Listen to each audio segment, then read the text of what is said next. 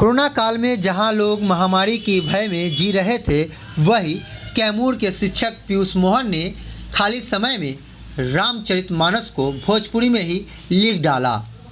रामचरितमानस को आसानी से लोग भोजपुरी में पढ़ सके, इसको लेकर उन्होंने खाली समय कोरोना काल में ही भोजपुरी में रामचरितमानस को लिख डाला है। सुन लीजिए पीयूष मोहन की कहानी। उसने रामचरितमानस को भोजपुरी में क्यों उतारा। बहुत तरह के अनाचार बढ़ते जा रहे हैं। दूसरा चीज़ था, भोजपुरी को लेके लोगों के मन में एक छवि बन गई है कि भोजपुरी में सिर्फ गंदे चीज़ ही लिखे जाते हैं। फूहड़ गीत वालों ने तो और इसको खराब बना के रखा है। आप देखेंगे कि बहुत सारे क्षेत्रीय भाषा हैं जिनमें बहुत सारे चीज़ों को अवार्ड मिलता है, लेकिन भोजपुरी को लेके इन सब चीज़ों पे लोग ध्यान ही नहीं दे पाते। तो हमें लगा कि हमें अपनी ही भाषा में अगर समाज के लिए कुछ करना है तो सबसे बढ़िया चरित्र हमें श्री राम जी का नजर आया। तो हमें लगा कि क्यों ना उसे अपनी भाषा में ही दें, क्योंकि अवधी भाषा में तो तुलसीदास जी ने लिखा है, वो सबको समझ में नहीं आता। लेकिन अगर हम सरल भाषा में इन चीज़ों को लोगों के सामने रखें तो वो ज़्यादा जागरूक होंगे। तो हमें लगा कि भोजपुरी में ही अपने रामायण को लिखना चाहिए।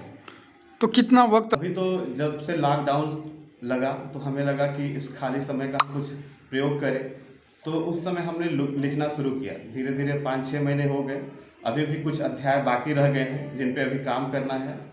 तो अभी हम सतत लगे हुए हैं। और इसमें एक चीज़ और था, हमारे प्रधानमंत्री श्री नरेंद्र मोदी जी ने एक आत्मनिर्भर होने का नारा दिया था। तो मैं पेशे से शिक्षक हूँ, तो हमें लगा कि शिक्षा से ही जुड़े ही कुछ काम करने चाहिए जिससे वास्तव में समाज भी शिक्षित हो सके। तो शिक्षण कार्य के बाद हमें जो भी मिलता था हम उसे इस लेखन में लगाते थे, और धीरे धीरे क्रमशः मेरा एक किताब तैयार हुआ। शिव के नारद के चिढ़ावे, बाबा खुन साय जीव दांत से दबावे, अइले भगवान वहाँ धरी राजा रूप हो, डरली जयमान कन्या देखी सुघर भूप हो, मोह के हो भरल बाबा गैले तड़फड़ाई, नाही मिलल दुलही हो गैले लजाई। पीयूष मोहन बताते हैं कि जब लॉकडाउन लगा तो पूरी तरह वो खाली बैठ गया।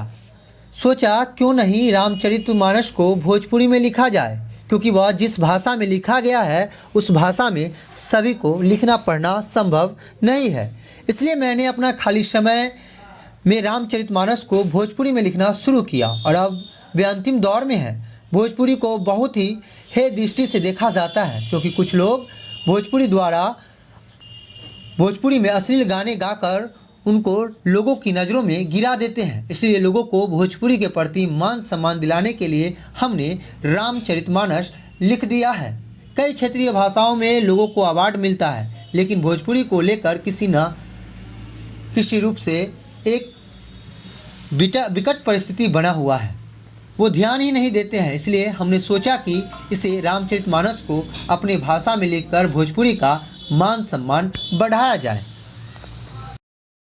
वो बताते हैं कि 6 महीने से रामचरितमानस को अपने भाषा में लिख रहा हूँ।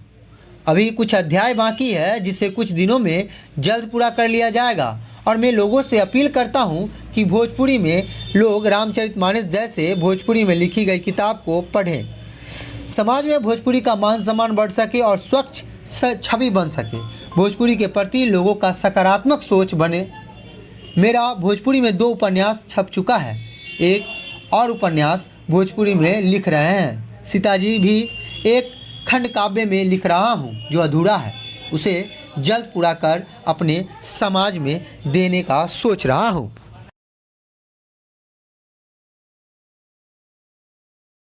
जी सर, ये कैमूर जिला के अंतर्गत दुर्गावती प्रखंड के अंतर्गत एक करनासा ग्राम है, जहाँ पर कि हमारे सर हैं पीयूष मोहन जी। अक्सर हम लोग यहाँ पर आते हैं, तो शुरू से ही इनके मन में एक चीज़ थी कि जिस तरह से रामायण बंगाली भाषाओं में है या अन्य भाषाओं में है, तो एक भोजपुरी भाषा में भी हो। और इस चीज़ को उन्होंने अपने पूरा किया लॉकडाउन में इनको पर्याप्त समय मिला, शिक्षण से थोड़ा आराम मिला, और उसमें जो है कि इन्होंने इसकी रचना की। अक्सर चूँकि मैं ब्राह्मण हूँ तो लगाव इनसे अधिक हमारा रहा, और हम हमेशा इनके यहाँ आते रहे। तो इनके जो भी लिखते थे उसको ये पढ़ाते थे और पूछते भी थे कि मतलब कैसा है, तो हमको अच्छा लगता था। और एक बात इन्होंने जो बताई कि जो अश्लीलता, वास्तव में इन्होंने कहा कि भोजपुरी केवल अश्लीलता के लिए ही न जाना जाए, इसलिए भी इन्होंने रामायण का, रामचरितमानस का जो है कि भोजपुरी में लेखन कार्य किया, ताकि लोग भोजपुरी के रूप में रामचरितमानस को पढ़ करके ये लगे कि नहीं, भोजपुरी भी एक समृद्ध भाषा है। जिस तरह से बंगाली भाषा है, तमिल भाषा है जिसमें रामायण है, तो भोजपुरी में भी ग्रंथ लिखे जा सके।